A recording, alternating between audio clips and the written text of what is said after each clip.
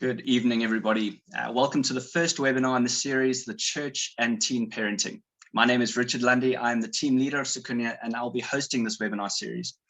And if it's the first time you've heard of Sikunye, we are an initiative of common good, which is an organization based in Cape Town that started in 2006. And we seek to see people flourishing in three key times in their lives: in their early life, or the first 1,000 days, while they're at school, and while they are seeking gainful employment. Now, Sikunye connects two major things. We connect the first 1,000 days and the local church. The first 1,000 days is a period of time from conception until the age of 2 that is an extremely important time in a child's life, where the brain is developing faster than at any other time in their life. In fact, their brain grows to 80% of its adult size by the age of 2.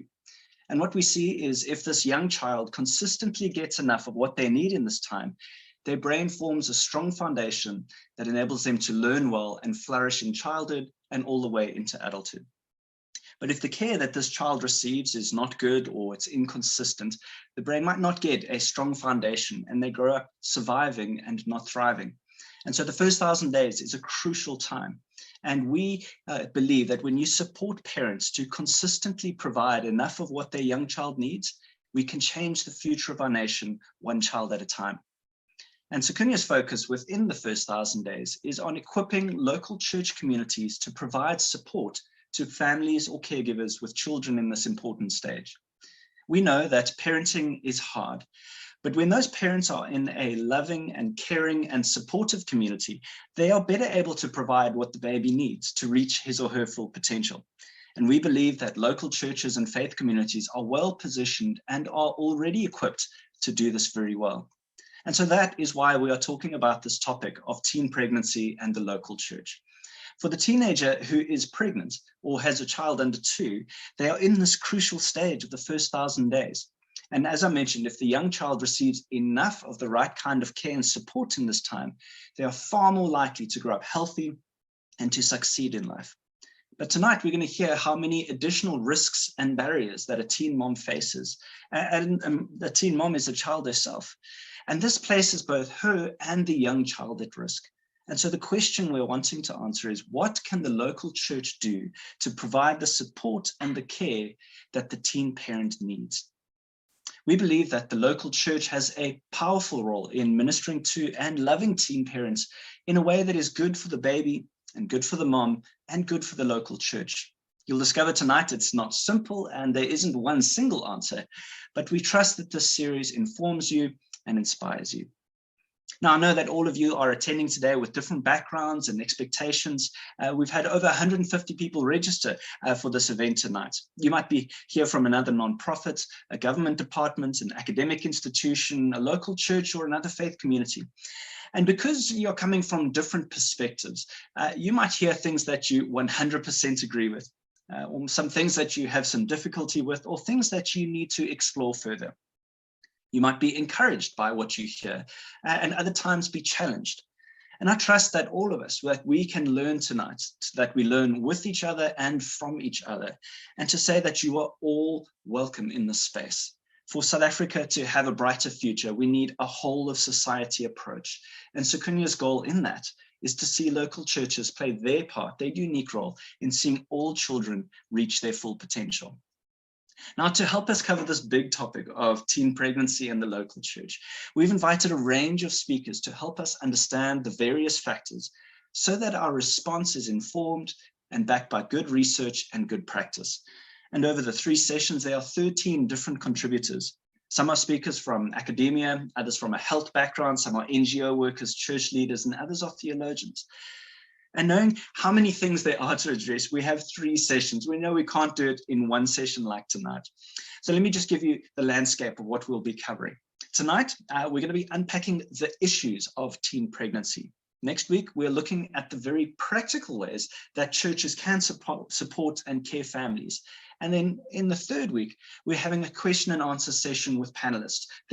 Questions that get raised tonight that can't get answered tonight will be pushed out to the third session. We do encourage you to use the Q&A box that's on your Zoom app at the moment. The panelists can see that, and those that can respond will do so. And questions that aren't answered in writing, as I say, will be carried over to the third session later this month. But tonight, in detail, we are looking at the issues of teen pregnancy. We will be exploring the statistics of teen pregnancy in South Africa, and we're going to unpack why teen pregnancy is an issue for mom and the baby, as well as an issue for the local church and congregants and church leaders. We're then going to conclude with what we all want for young people in our community and nation. Now, tonight, we're not going to be getting into too much detail about teen fathers or getting very practical. That is all coming up next week. So hold your questions on that if you're looking for that in the schedule. Our hope for tonight, it really is that you are able to answer the question of why should or why could churches care for teen parents? And next week, we trust that you can answer the question of how can you do that well? The first item on our agenda this evening is exploring the state of teen pregnancy in South Africa. What are the statistics telling us? We often see big headlines that talk about the rate going up or how the stats changed during the pandemic and the lockdown. But what are the numbers really? And what story are these stats telling us about the state of teen pregnancy in South Africa? And to help us answer that, we've invited Nicolette Henny to unpack the numbers for us. She is currently serving as the Deputy Director for Health Supports in the Early Life Course Unit in the Western Cape Department of Health. Her portfolio includes women's health, adolescent and youth health, nutrition, HIV prevention, amongst other focus areas. Her career in public service has spanned 20 years, and her area of interest lies within early life, particularly the first 1,000 days, breastfeeding, early childhood development in the public health arena. Nicolette Henny, thank you so much for joining us this evening. Over to you to help us understand the state of teen pregnancy in South Africa. Good evening, everybody, and thank you, Richard. Let me just load my presentation. So thank you for the introduction. So I'm just going to start because I have very limited time. So first of all, I just want to thank the contributors to this presentation. The thoughts are sparked by the request, but we have people and behind the scenes work that go on, and also to thank Sikunye for creating the opportunity to share this information. So I'd like to start with a quote. A new baby is like the beginning of all things, wonder, hope, and a dream of possibility. And for many of us, this is true. For others, we experience it from the other angle. So just to define what we mean when we talk about teenage pregnancy, we refer to an individual that is under the age of 20 years old that has become pregnant, and in the department we track the number of girls falling pregnant in two categories, namely 10 to 14 years old and 15 to 19 years old. The vulnerable group being the 10 to 14-year-old girl.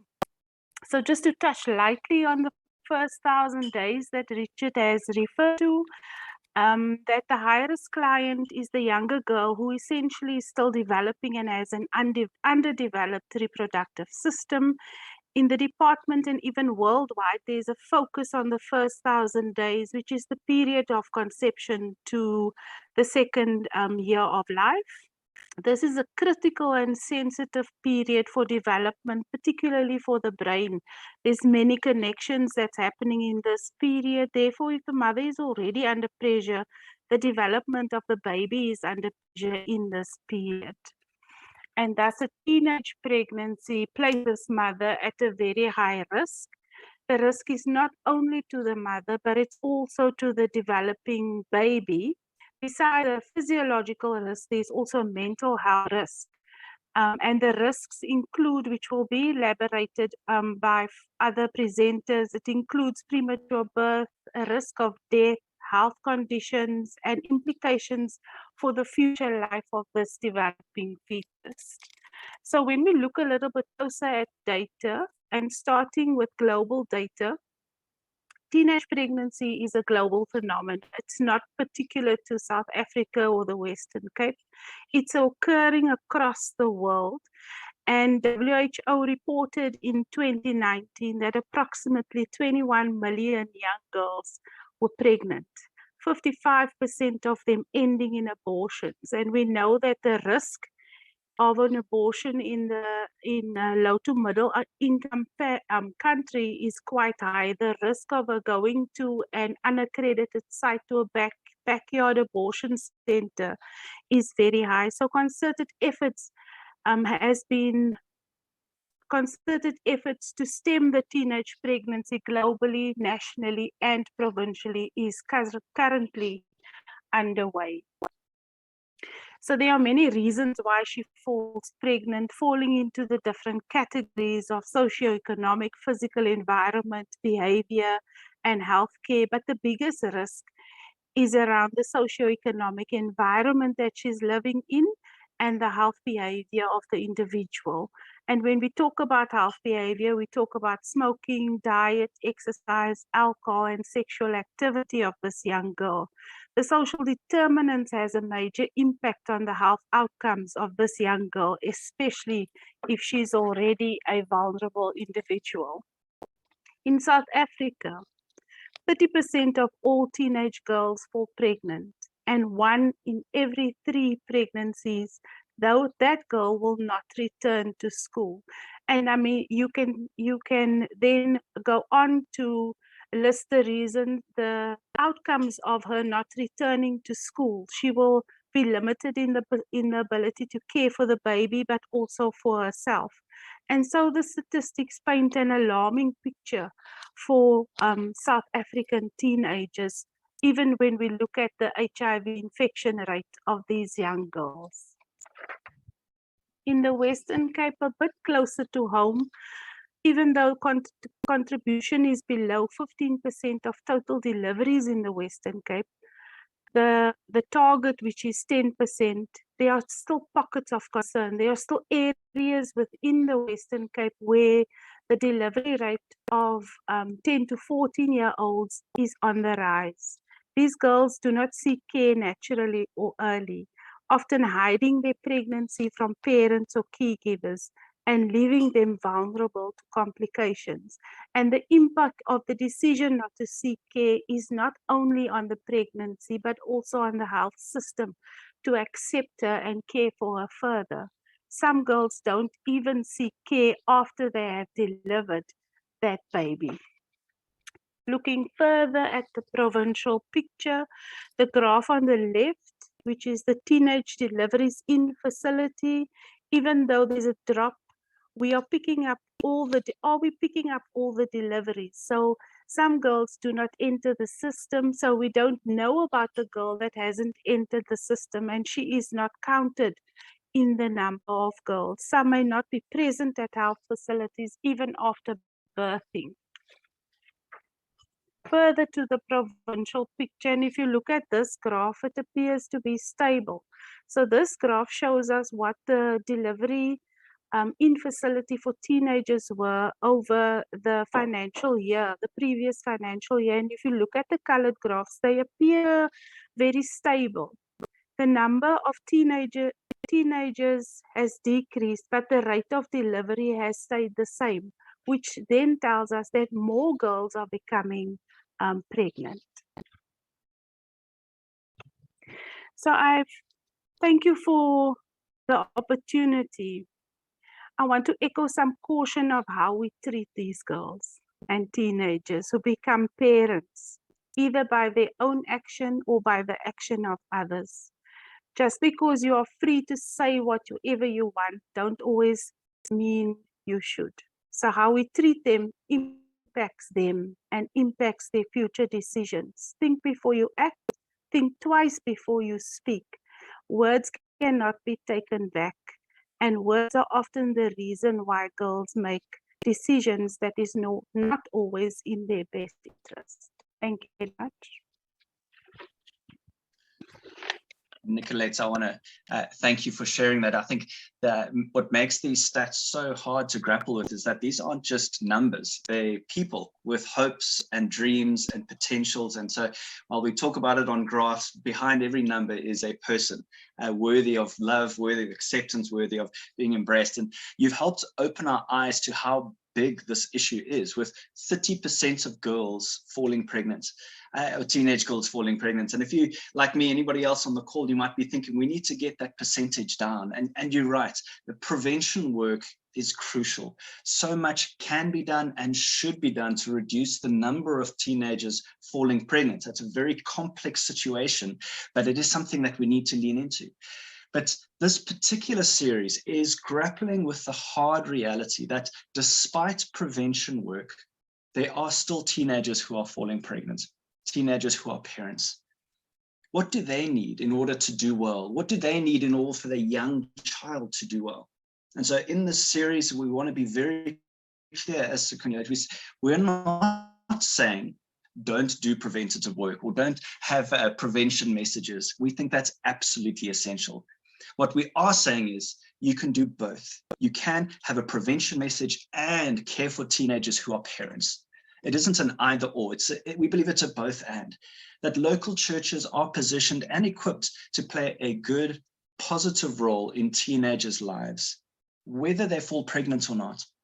And there are many resources and programs and messages and ways of engaging with teenagers to journey with them through those teen years, right? But this webinar series is focusing on the care of those teenagers who have fallen pregnant and are parents themselves. Now, we realize this is a complex topic with many different views and often very strong views. And these views affect our attitudes, our responses, and our behaviors as it relates, as Ms. Henry encouraged us to saying, I think before you speak, right? There's so much complexity around this. And one of the reasons this is complex is because we have our own stories. You know, there's stories that those numbers that we heard earlier are not numbers alone. They are people, and those people may include us. You might be attending tonight having been a teen mother or a teen father. Perhaps you weren't a teen father, but maybe you impregnated a teenager. Your child might be a teen parent. Neighbors, friends, family members, we can think of people who are teen parents, right? This topic stirs up big emotions because it touches all of us. And when we approach this topic of teen pregnancy, we're going to approach it as being shaped and influenced by our stories and our experiences. And another reason this topic is complex is because we have our own church stories. We may love our local church. We may have been hurt or disillusioned by it. Perhaps you have no experience of being in a church or part of another religion, and you can't see the connection of what a church can do with this important topic. For others, you may think when you connect the church and teen pregnancy, you might have experienced or witnessed church leaders saying or doing things that maybe were good, maybe were bad, or maybe a bit of both. Another reason for this being a very complex topic for church leaders is because of their role of being spiritual leaders and moral leaders.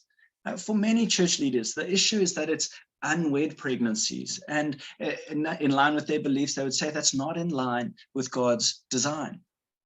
And so there's this tension when we talk about teen pregnancy and the church. We know that the church has got strengths and assets that can be used to care well for teen parents. But at the same time, there may be entrenched practices, community beliefs, cultural practices, denominational practices that are at work that can make it difficult for a church leader, or perhaps easy, to be able to care for teen parents. These things are at play. Church leaders have shared with me that they experience a pressure from congregants to be very firm with teen parents and feel the pressure to ask the teen mom to leave the church. And this is held in attention with biblical texts of how Jesus showed grace to women in similar situations, like the woman at the well in John chapter 4, or the woman caught in adultery in John chapter 8. And we must also recognize that this is complex because every pregnancy story is unique. Maybe the teen mom wants the baby. Maybe there was a crime involved in the conception. Maybe granny and grandpa are supportive. Maybe the dad is involved or not even around. The situation that leads to a 12-year-old being pregnant compared to a 19-year-old, it's different, right? And because every teen pregnancy story is unique, every response is unique. There isn't a one-size-fits-all approach. What we do know is that in every teen pregnancy story is a child who's having a child. She needs more support to do well, not less support. And our hope is that even though this is complex, that you have an increased concern for teen parents and take more steps to actively care for them. We hope that you start conversations with others in your church, in your context, in your community, to find ways of caring for that family in a way that is good for the baby, good for the mom, good for the dad, and good for your church. And so for the sake of the baby, for the sake of the mom and dad, we believe this is something to address and move towards to find a new way of doing things. Now, the next topic we are exploring is the issue of teen pregnancy. Why is it an issue for the mom? Why is it an issue for the baby? What is unique about teenage pregnancy and parenting? What are the challenges that this brings to the teenager and the child? Now, to help us understand that, we've invited Dr. Renee Nassen to join us this evening. She is a fellow of the South African College of Psychiatrists and a registered child and adolescent psychiatrist. She is the clinical head of the Child and Adolescent Mental Health Service at Lentegeur Hospital and was recently appointed as the provincial coordinator. She is the senior lecturer at the Department of Psychiatry at Stellenbosch University, and she's registered for a doctoral degree in the field of pediatric HIV neuropsychiatry. Other interests are public mental health and support of the arts therapies within child and adolescent mental health. Dr. Nassen, thank you so much for being here tonight. We appreciate your input. And can you help us all understand the issues of teen pregnancy for the mom and for the baby? Over to you. All right. So thank you very much for the opportunity to speak and the kind introduction. I'm going to be providing some contextual background, and then we're going to be speaking about the impacts that Richard mentioned. Some of it has already been touched on by Nicolette. And then just a few recommendations from a health service perspective, because next week, Dr. Estelle Lawrence is going to cover that in more detail. You will see on the bottom right a picture from a Time magazine, actually in 1985. And so, of course, we know that teen pregnancies have been with us for a long time. But just today, I spoke to a friend of mine who lives in the UK, and I told her about the presentation tonight. And she was saying to me that teen pregnancy has plummeted in the UK. And of course, I was very curious to know why. And she said, well, you know, in the 70s and 80s, somehow it was more socially acceptable for there to be teen mums. But the research showed that the impact of social media has actually deterred young people from falling pregnant because it's no longer cool to appear on social media as a mum. So that's very interesting, a positive impact of social media. So just a few key facts to consider, and that is most girls don't plan to be pregnant, and many of them, and particularly in our setting, unfortunately, become pregnant as a result of forced and unprotected sex. So there is a link with gender-based violence in our setting, and we need to then frame this as being a phenomenon rooted in powerlessness. And of course, you've already been introduced to the significant impact on these young people's health, on education, and then there are socio-emotional impacts as well. And this impacts both on the mother and also on the life of the infant. But for the family and the individual who is pregnant, there are so many thwarted expectations, and very often it's absolutely devastating because there is a powerful feeling of loss. But it would be remiss of me not to mention that for every negative story, there's also the one of resilience and survival of young teens. And I wouldn't say the younger group, but the older teen, maybe the 18, 19-year-olds, who do survive and who do actually manage to make something of their lives. So what are the causes of pregnancy? I've already alluded to some, and of course there is no one single cause. The immediate impulse is to look at the individual factors. Nicolette shared a list of them. And so, yes, it is true that teens are curious, they take risks, there's peer pressure, and some of them don't have information. And yes, of course, social media, and I just mentioned it in a positive sense, but unfortunately, teens and young people are exposed to a lot on the internet. But then there's also the phenomenon of adverse childhood experiences, and unfortunately, it's particularly pertinent in our setting. So what are adverse childhood experiences? These are traumatic events that have negative, lasting effects on health and well-being. And if you look at this phenomenon, it consists of abuse, neglect, household challenges, which leads to traumatic experiences. The quote in the middle is referring to the United States from the American Academy of Pediatrics, and it says that adverse childhood experiences are the single greatest unaddressed public health threat facing our nation today. And the same can certainly be said in South Africa. So what are the impacts? The impacts are actually quite devastating, and they can start from the moment of the adversity, and it can end at the end of life. And these impacts are widespread, impacts socially, impacts on health, mental health, and on the socioeconomic circumstances. But unfortunately leads to high rates of trauma-related conditions and other mental disorders.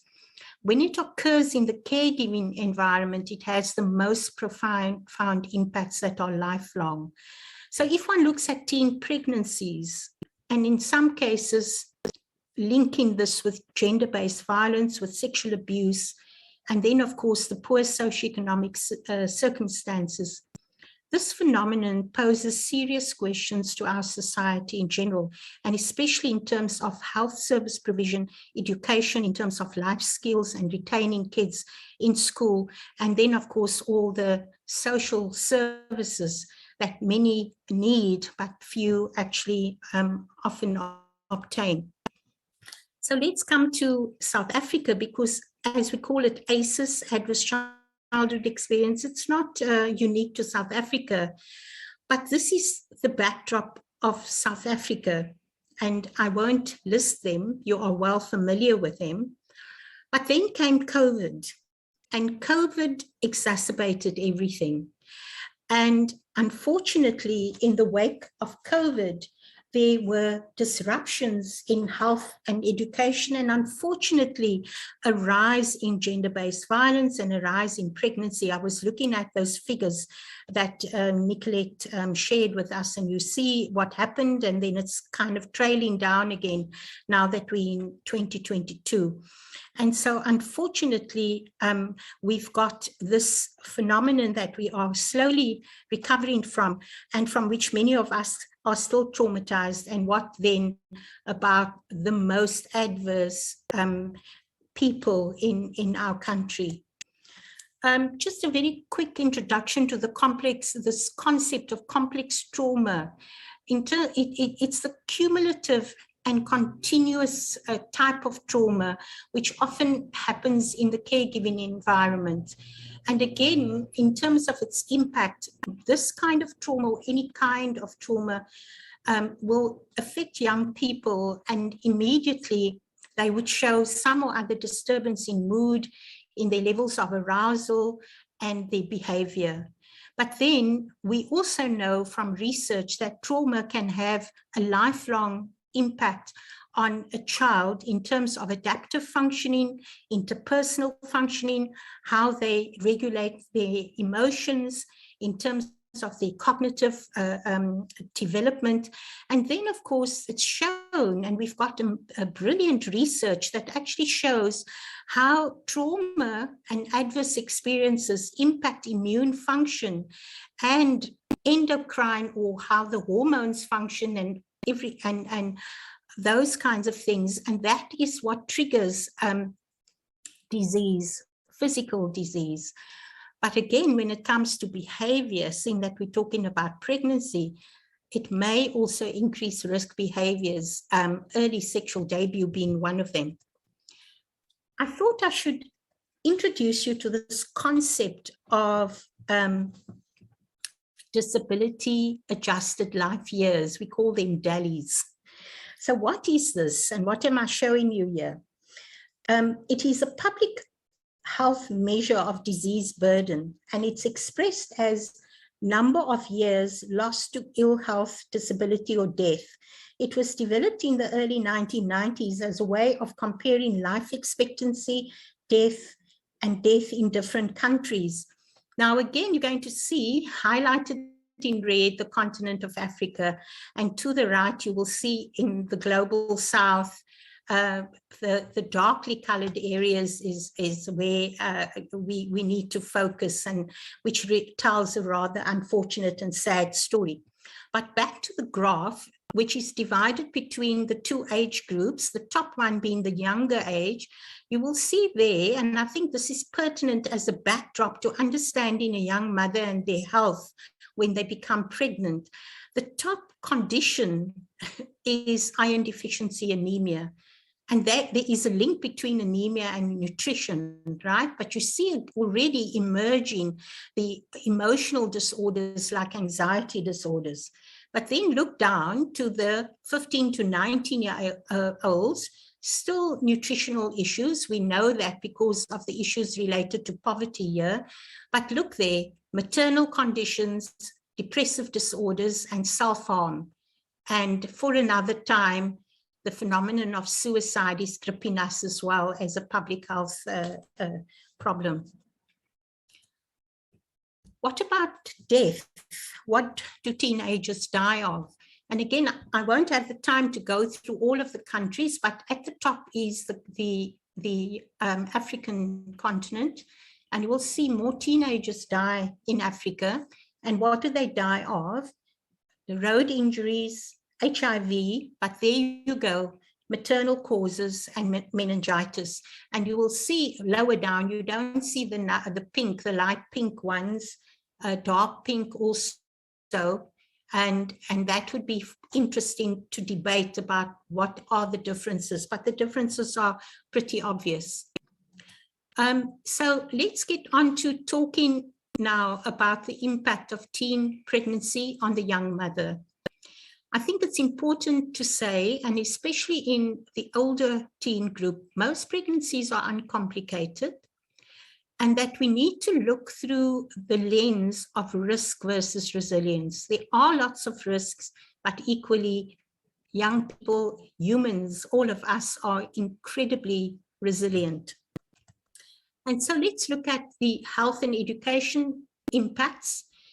And again, and I will repeat, because I think we need to remember this, is that the impact is lifelong. We are dealing with an interrupted childhood and an interrupted adolescence, which impacts on adulthood right to the end of life. So the pregnancy-related issues were already mentioned. These are obstetric complications.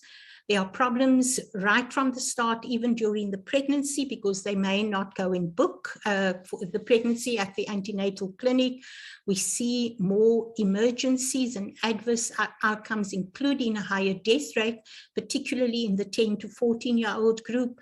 And then, of course, the general health impacts are many. But to name a few, they are nutritional because of anemia. There may be infections related to sexually transmitted diseases, and of course the gynecological ones that can be significant, especially in the young age group. And then of course, the impact of the adverse life events plus a pregnancy can have long-term and intergenerational health impacts, with a young person dropping out of school with poor employment prospects, and then, of course, the cycle of poverty ensues. What about education? We've already mentioned most of them drop out of school, few of them return, so we have interrupted education, and as I said, long-term, there are these negative impacts. So from a policy point of view, what have we got? We've got incredible policies in our country. This is the national policy, and just to share with you some of the policy provisions related to retaining a teenager in school. And the key points are that schools are meant to provide enabling and supportive environments to pregnant moms, to uphold the learners' rights to education. They have an obligation to report pregnancies, and this vital responsibility to at all costs retain them. Just looking at the mental health impact, the most important thing here is what we heard before, what Nicolette was saying about the first 1,000 days. The big, most important thing here is about the attachment, the bonding at birth, because this sets a secure pattern for life.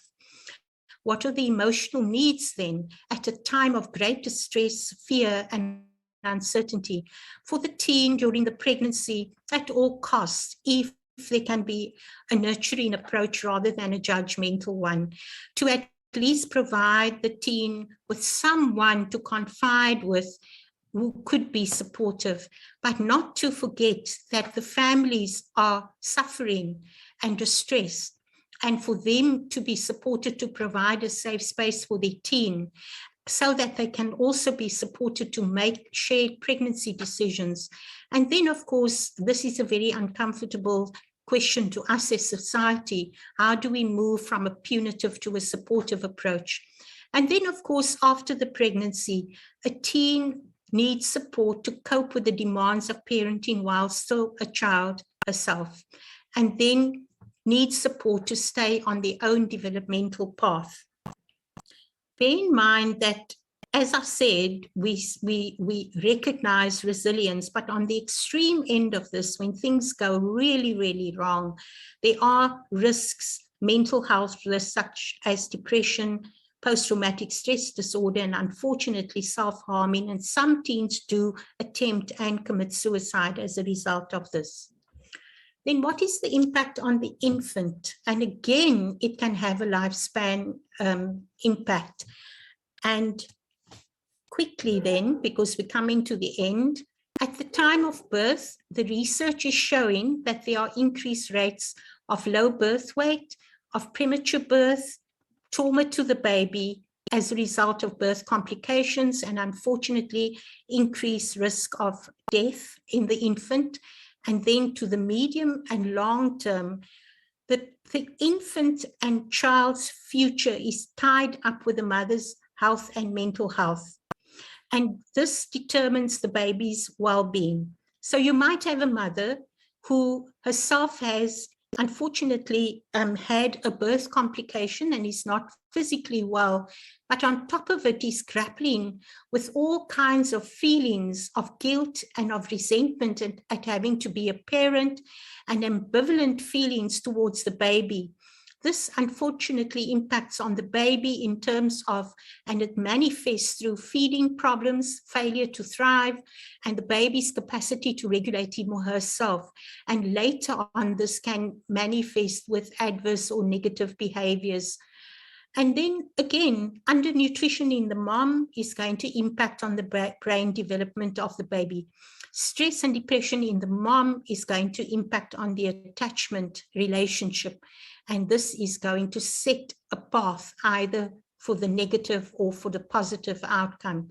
And then we mentioned exposure to substances. An HIV-infected baby, it can have devastating effects health-wise and on the brain. And then, of course, poor socioeconomic circumstances impacts the child's health and cognitive development.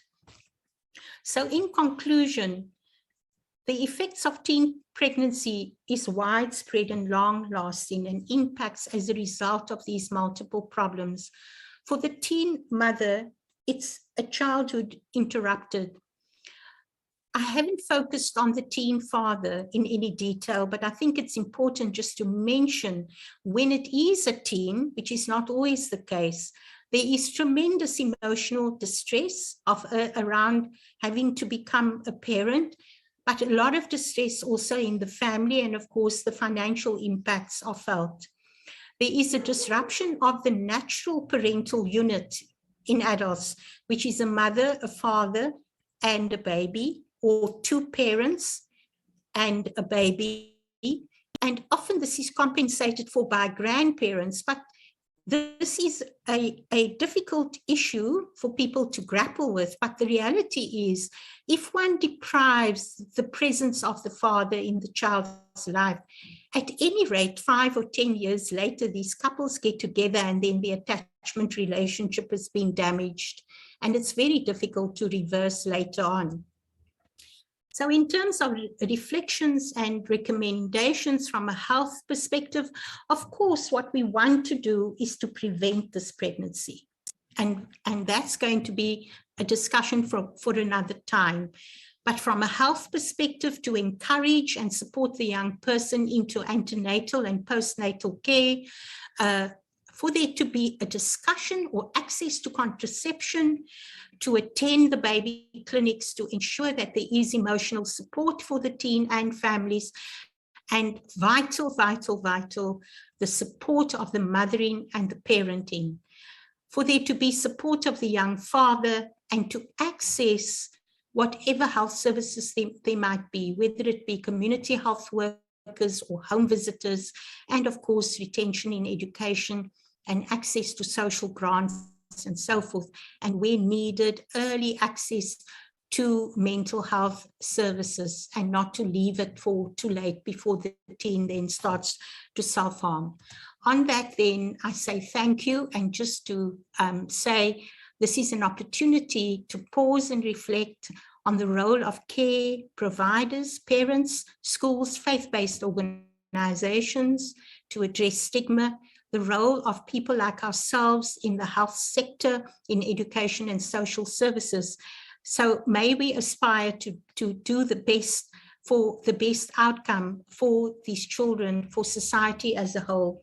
Before I end, I'd like to acknowledge my colleagues who have happily contributed and engaged with me in preparing these slides, Dr. Almarie Malik, Dr. Estelle Lawrence, Dr. Teresa Whittaker, and Dr. Anusha Lachman. Thank you very much. Sure, Dr. Nassan, thank you so very much for that. It felt like you were condensing years and years of expertise and studies into such a short amount of time. I know I'm going to go back and watch this again. For those of you who joined late, this is being recorded and will be available from tomorrow, and that the slide deck will be available as well, and part of an email that will come into everybody's inbox that you can scrutinize on a bigger screen or at your own pace and at your own leisure. But I really appreciate, Dr. Nassan, how you've shown that there are so many factors at play in a teenager's life. It's so easy to label a teen mom or just with one descriptor, saying you're a teen mom, you're a teen dad, but you've helped unpack in so many ways what is going on inside that human body, inside that household, inside that community, that actually our response and our care is not because of one label, it's because of the whole ecosystem around that child, around that family, and around that community.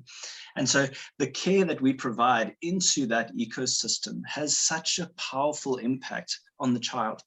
And one thing, just to pick up on what you were saying, is when we consider all of these risks that mom faces and her access of other services and professional care and healthcare, some of those risks can be reduced by, like what you're saying, accessing those health services early enough, not when it's a crisis, but early enough. But what we know is if a teen mom is not supported or cared for, she might not reach out for help or get that information from the clinic because she might be feeling shame, she might be shunned, she might be rejected, isolated, saying, I can't go to the clinic because Auntie so-and-so is there and they're going to tell this person I'm not going to get the services that she needs. And so she may end up making unhealthy choices for herself and her baby. And so the connection that I just love that you've made so powerfully is that our care, and that's a very general our in that, our care for a teen mom influences her access of other services that can provide what she needs to do well and to flourish for her child, for herself, and into the future. And so I appreciate your contribution tonight. Thank you so much. It's Now, thank you. Pleasure. We are moving into the next part of the webinar, which is to bring a voice of a teenager into the room. But given what we've just heard, we didn't want to bring a teenager in and put a camera on and feel like we're exploiting her in her vulnerability. And so to bring the story of a teenager into the room, we got voice notes via WhatsApp, very straightforward thing. We don't know their names because we want to protect their identities. And we asked them simple questions like, what is it like being a teen parent? What support did you appreciate in this time of pregnancy and parenthood? How did your church respond, and so on? So we've recorded those and put them together in a short 2-minute voice note. Now we know that every pregnancy story is unique. You've heard me say that a few times. So we're not trying to represent every pregnancy story through a few short voice notes. But it is helpful for us to make sure their voices and experiences are brought into this room so that we don't assume that we know everything about them without talking with them. So let's lean in and watch this brief video of a teenager sharing her story. The ups and downs of being a pregnant teen was like sometimes hard, sometimes good, and it was sometimes okay. But then I felt sometimes that I wasn't going to be a good mom to my baby, but then I would always pray and ask God to calm me down and give me strength, because you wouldn't have planted the baby in me, and that without a reason. And even though I felt down and things, and sometimes emotional, sad, and that you would always cheer me up, and everyone that was around there always teach me a lot of things, and I would take it in, and I would just come sit at home and think about it and what I should do and what I shouldn't do. Sometimes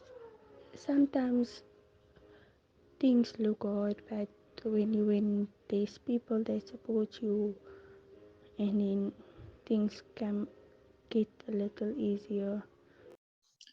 What I appreciate about this voice note is how this teen mom reveals that sometimes it's good, sometimes it's bad, sometimes it's hard, and how she recognizes the need for community and support in this season.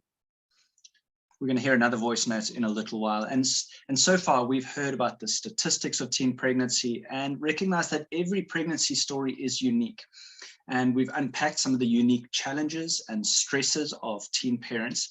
And we also know that we can care for teenagers in a way that sets them up on a pathway of thriving and not merely surviving. But in my conversations with church leaders on this topic, I find that there are strong emotions at play. There are many factors that make this complex, like I shared earlier. And when we talk about teen pregnancy, what are those issues that the church leader is facing, the congregant is facing, that the church is grappling with? So we're going to now open up the doors of the church and have a look inside. And our next speaker is going to paint that picture for us. What is the issue of teen pregnancy for the local church? Dr. Viola Franzmann studied her master's in theology with youth and children's ministry as her focus area, and she went on to study her PhD in Northwest University, focusing on mentoring children between the ages of 6 and 12. And part of her research was exploring whether the actions of the Christian faith community did indeed achieve mentoring in these young lives. She's a volunteer researcher and training facilitator at Petra Institute for Children's Ministry, and her interests include fatherless boys and helping children and youth reach their potential holistically. Now, to start this topic off, Dr. Franzmann has asked a friend of hers to share her story as a church leader. We will watch that video and then watch a pre-recording that Dr. Franzmann prepared for us as she was not able to attend tonight. So you'll see two videos in a row, one of Dr. Franzmann's friends, and then Dr. Franzmann will pick it up from there. Let's lean in and learn what is the issue for the local church.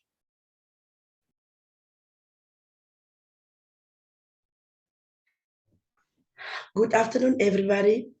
I am Annalyn Fortuin, but everyone is calling me Mammy.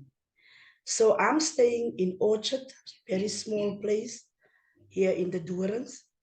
I'm married, have 2 kids, boy and a girl. The girl is 20 years old and the boy is turning 9. Yeah, I'm staying in this small place in the Durans in Orchard. I'm also a leader and a pastor and a leader that is really active. When I'm speaking about active, I like together with the young boys and girls in my community. And I usually involve me in those who are in gangsterism. So I like to speak to them and to be with them. To tell you a little story about myself, it all started at 2020 when the girl of mine was at a matric, doing a matric year, and I think it was almost in the middle of the year that we found out that she was pregnant. And we started to see that her body has been like changing, and we saw that, me and my husband, and we didn't ask her, but we thought that she's gonna come to us and to maybe speak to us, because we are a family that gather every night and we do every night devotions, and we like to surround and speak to each other. We have a good relationship, me and my husband and kids. So at this stage of her being pregnant, I think it was almost 4 months, the house became very tense and no one was speaking to anyone. So at that time, we just gathered for the devotions, but we didn't have that, we're not that speaking terms, because everyone wanted to ask who's going to speak first about this pregnancy.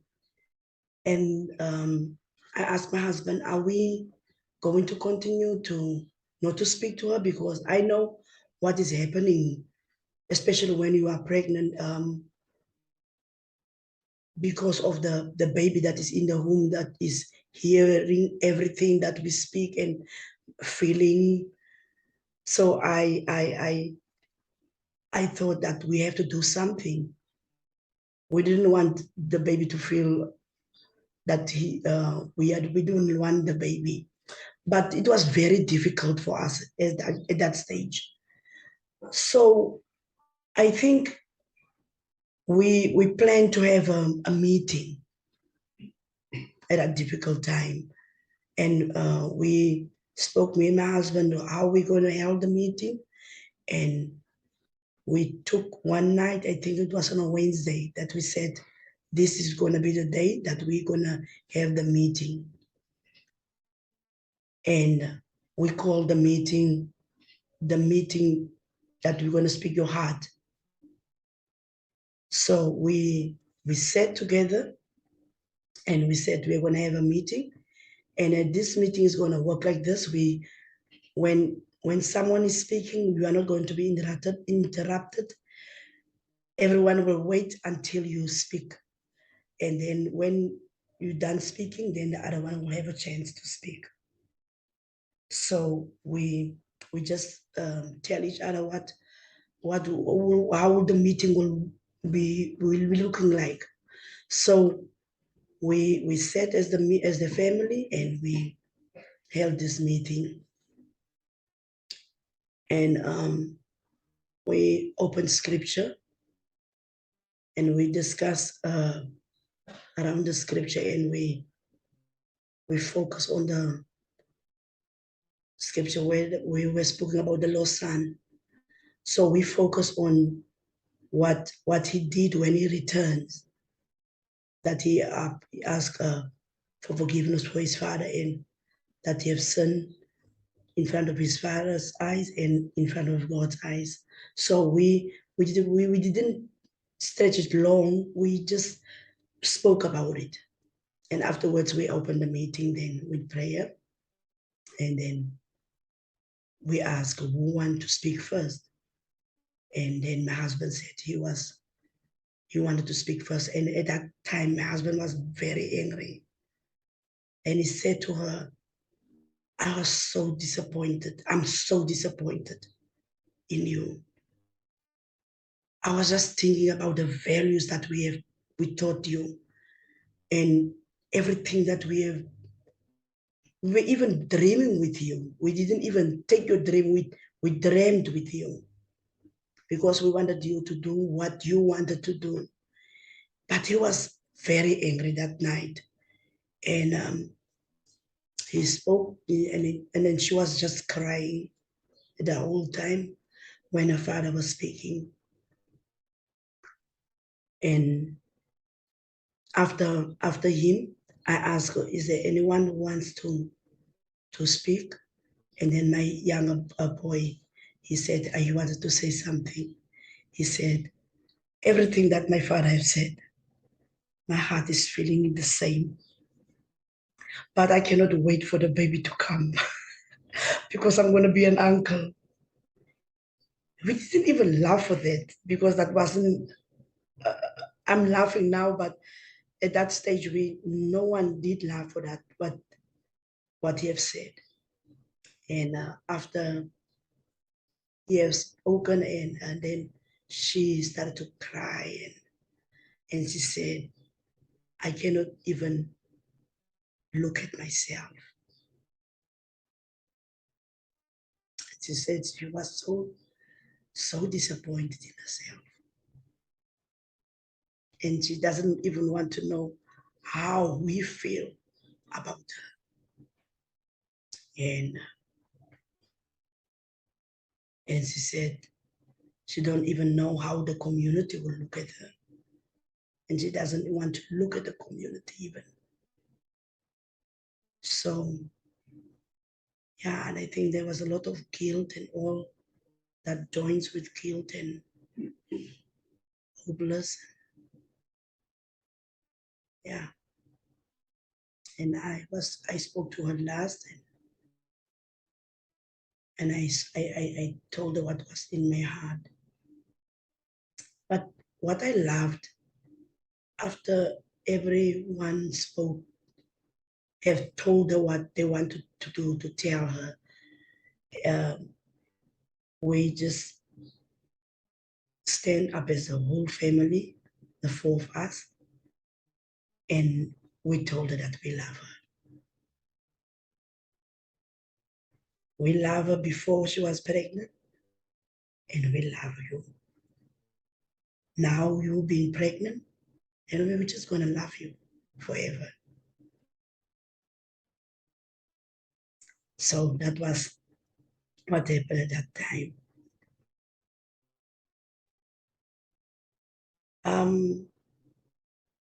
Afterwards, we enjoyed the devotions, and the devotions was, yeah, we started to laugh again and, yeah, speak again. But it took every day. It wasn't like, yeah, the first day, yeah, it didn't bloom the first day. We took every day and every step every day. But we knew that we loved her every day. And that was an amazing time when we felt that It was a relief after the meeting. I think a month later, I felt it, a relief. My house is a house again.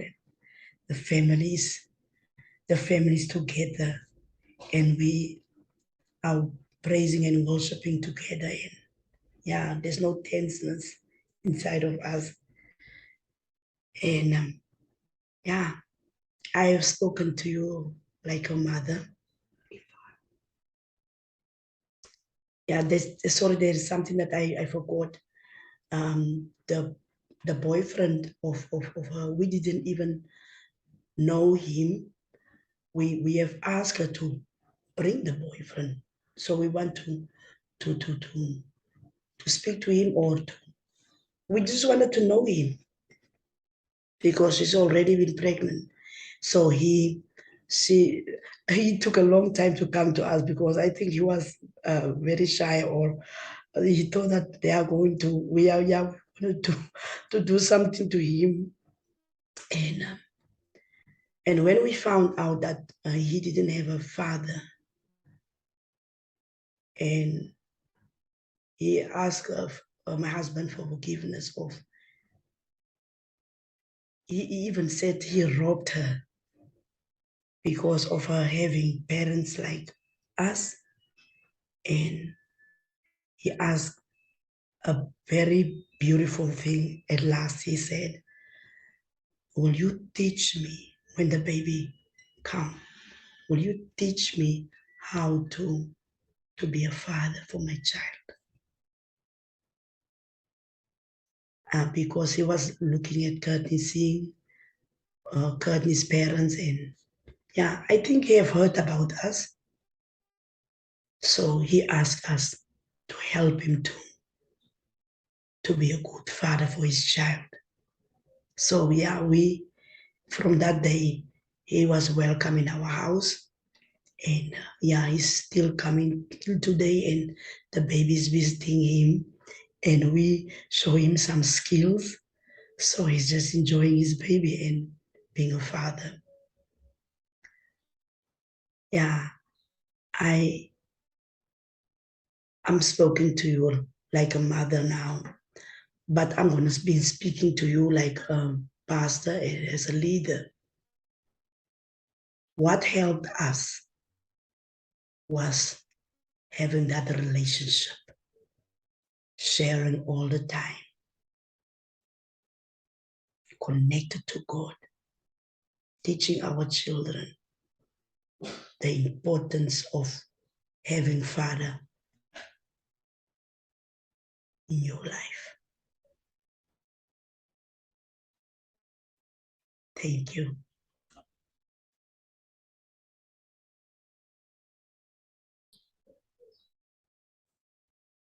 Good day. My name is Dr. Viola Franzmann, and I work for Petra Institute for Children's Ministry.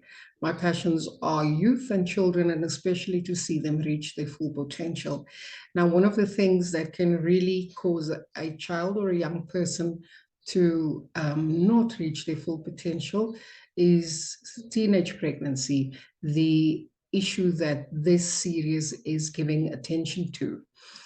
So earlier on, my colleague, Annelien Nellis-Wafortein, that's who she is, Mimi, she says the people at work and the people in her community call her, shared her story.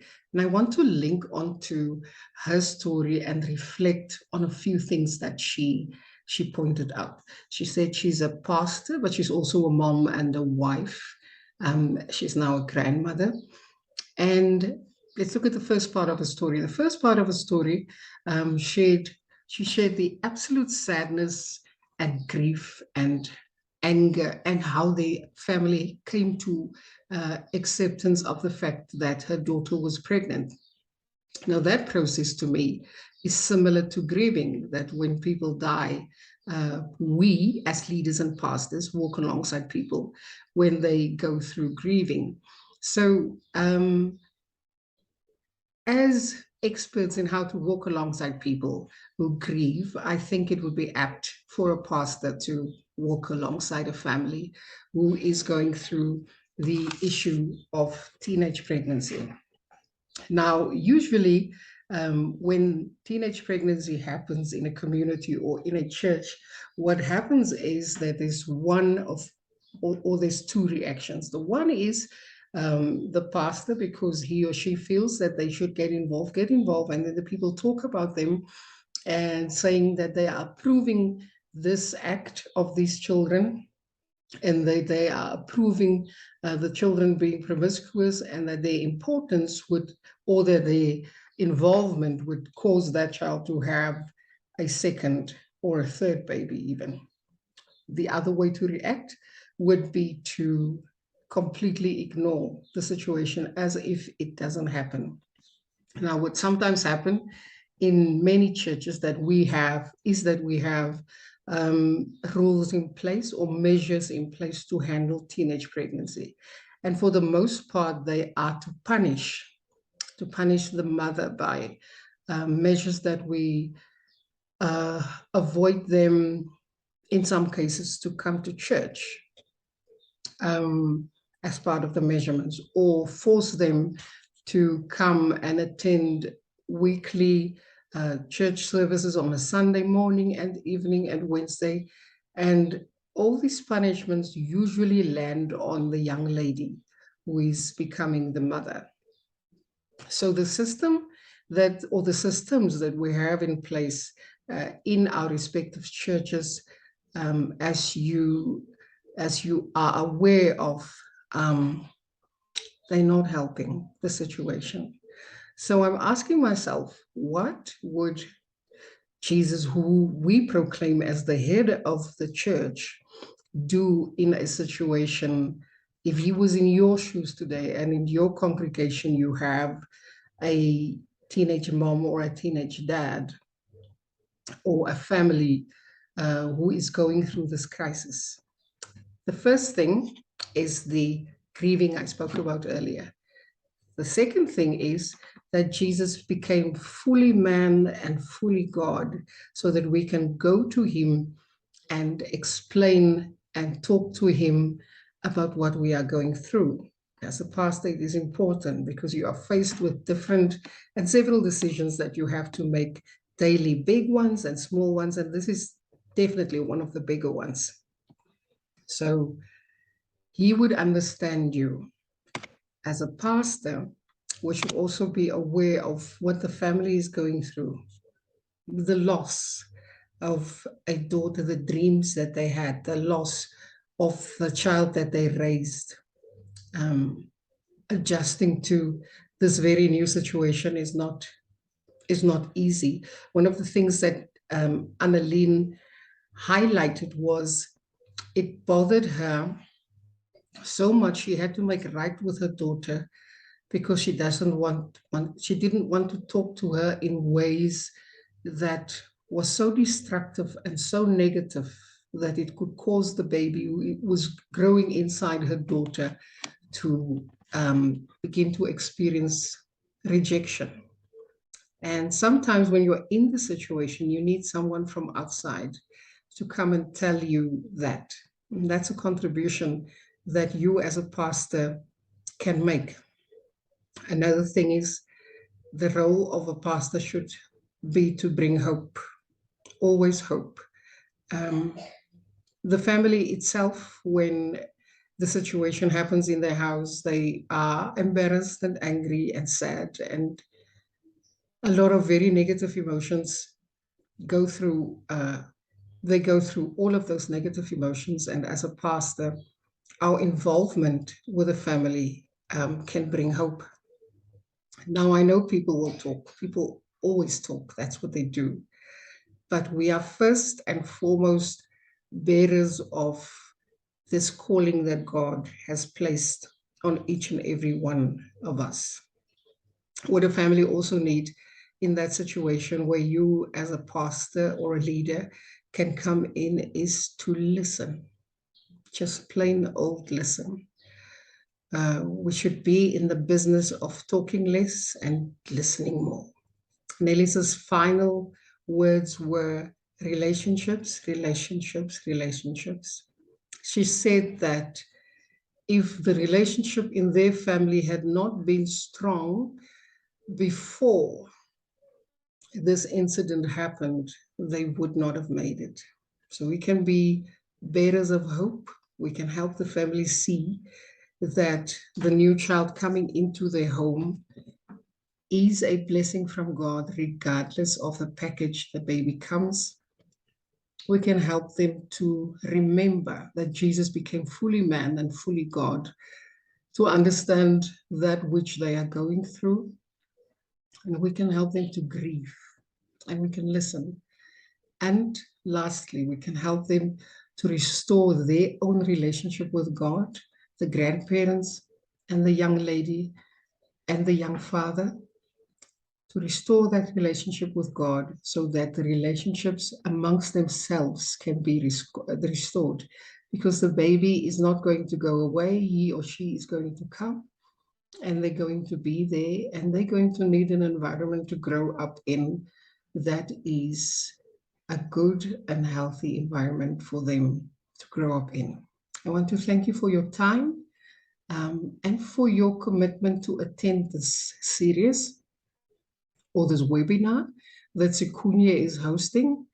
It shows that you really care and that you really want to do something for the youth in your community who are going through this crisis, and that you want to be there for families. I wish you the wisdom that Solomon had to handle each and every situation in your congregation where you may encounter teenage pregnancy. And I wish you big ears so that you can listen to God and convey the heart of God regarding this baby and the pregnancy to the respective families in your congregation. Thank you. Whew, wow, what a story. I can only imagine the complexity of being a pastor and having a child who is a parent. But what I love about that story so much is it just talks about how messy that is. But for the sake of the child, for the sake of the relationship, for the sake of the young child, there was reconciliation and having to overcome a lot of those big and strong emotions around that sense of disappointment. So this isn't easy. It's not simple. But what that story helps me realize is it's worth it. And that's the shame or shunning or rejection of teenagers who are parents. It doesn't lead to that kind of question that the young man asking, will you teach me how to be a good father? Oh, that's just such a beautiful sense of like, even in the midst of that complexity, there is good that is coming out of it. And so church leaders, I hope that through this series, through this webinar, that we see you. We recognize this is not simple, this is not easy, and I hope that you hear the heart of Sikunye. We're not on the outside of the church criticizing and wagging fingers at you. We hope that you experience as being alongside you, and that you experience a sense of inspiration to give you ideas and ways that you can care for teen parents, even in the midst of the things that are going on in your household, in your church, and in your community. We're going to turn our attention now to another voice note from a teenager. We asked Colleen Camden to interview a teen mom. Now, Colleen is a counselor and a center manager at the Zoe Project, and you might remember that name, Zoe Project, from the previous video of a voice note from a teenager. And the Zoe Project runs a variety of educational programs that equip moms and families with the tools to make informed decisions for themselves and their children. So we asked Colleen to interview a young teen mom, and what you will hear first is Colleen's voice and then the teen's response to those questions. Just a 2-minute video to hear another voice from a teenager. How did your family respond when you told them you were pregnant? My family was like, I can just say disappointed, very disappointed. Is there anything difficult about being pregnant as a teenager? The only thing about it's difficult is that the fact that you're always being judged by people when they see you because you're young and you're walking with a stomach. What hopes and dreams do you have for your child? My hopes for my child is that he's not going to be raised the way I was raised, and my dreams for him is like just as any other mother would dream for the baby to become successful and like succeed in life. Give an example of a time you felt supported in your pregnancy, birth, or parenting.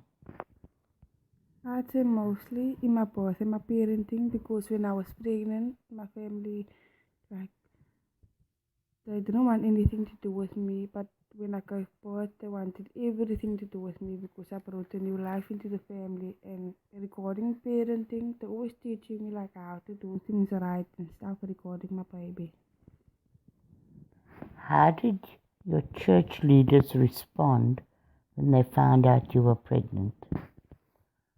They were as if they were like ashamed as well as also disappointed, because like you go in church and you come from the Sunday school, but yet yeah, you come teenage, like you're a teenager and you're pregnant and still attending the church.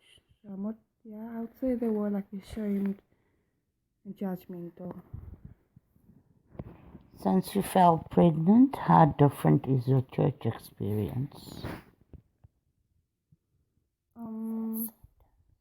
My church experience is like different, because I'd say when I come in church, I'd always feel awkward and weird because I don't know what the church members is like thinking in their mind when they see me with my baby in church. And what would you want from your church community in this time of your life? To like just so that they not can be so judgmental, because like sometimes the church members don't know your background or where you come from, like what made you have that baby, and like just be like supportive. It's always so good to have those voices kind of revealing the experience that teenagers are having and having in our church. But I want you to, I've said it many times, but I'll say it again. Every pregnancy story is unique. And maybe there was sin involved in the conceiving of the baby. But the baby itself is never a sin. The baby is a life that is knitted together by God, valued by him, and worthy of love. I had a pastor share with me that he had a really big realization, that he recognized that when he punished a teen mom by asking her to leave the church, that he wasn't actually punishing the mom, he was punishing the baby. The baby had no choice in how he or she was conceived, and yet still deserves love and to be embraced in the community. And so for the sake of this young life and the sake of the teen mom, churches can care for and support teen parents so that they can thrive. Now, our last speaker has just been, her connection has been lost, and I believe it's due to load shedding. And so we are going to push her into the next webinar, or the third one. Her voice is so important. Victoria Sikakane, a fantastic speaker. I don't want you to miss out on that. And so we're going to push that into next week or the following week. Please hold on to that. But instead of her talking, we're going to ask the question to you. I want you to consider for a moment a teenager who is a parent that is in your church or in your community or in your family. Just picture that young mom and maybe that young dad, if the dad is around. What do you want for them? What do you want for them today? What do you want for them this year? What do you want for them in a year's time, in 2 years' time? What about that young child, maybe not yet born? What do you want for that young life?